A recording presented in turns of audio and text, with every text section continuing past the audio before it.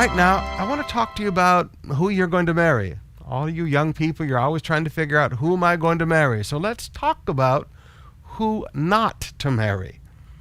We find the story in 2 Kings chapter 8, beginning with verse 16. Now remember, there's the 2 tribes of Judah, which were the descendants of King David, and then there was Israel, which were the 10 tribes that had followed Jeroboam, and now these nations were split, and Jeroboam and those guys worshipped the golden calves.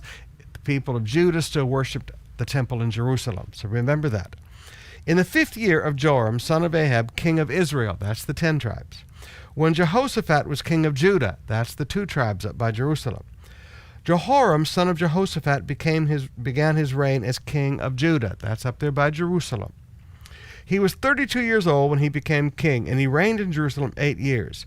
He walked in the ways of the kings of Israel, the 10 tribes, not the 2 tribes, as the house of Ahab had done, former king of the 10 tribes. For he married a daughter of Ahab. He did evil in the eyes of the Lord.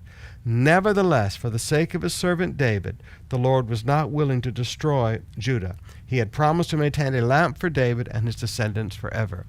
Now I want you to notice a marriage of convenience, a marriage of politics. I don't know. It may have been love, but we have the king of the 2 tribes, Judah, marrying into the sinful family of Ahab from the 10 tribes in Israel that worshipped the demon gods, and they built the 2 golden calves to worship, and Dan and Beersheba, and done all that wrong, and then later actually built their own temple down there in Samaria.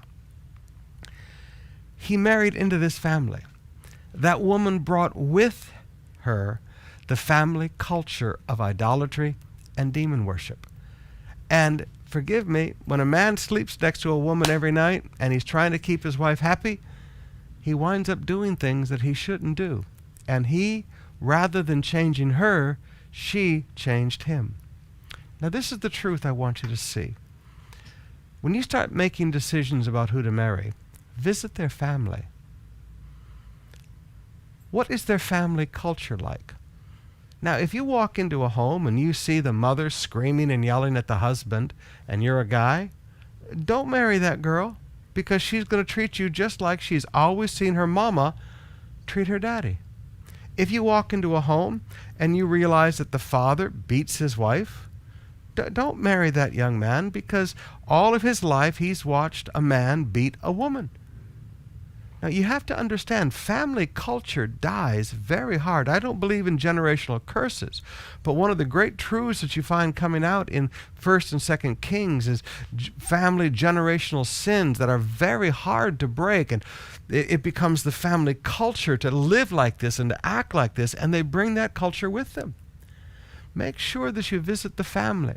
Now, here in the Philippines, we've always had this thing where the families get together and get to know each other before decisions are made. I think that's a very good thing, because you need to make sure that the 2 family cultures will blend.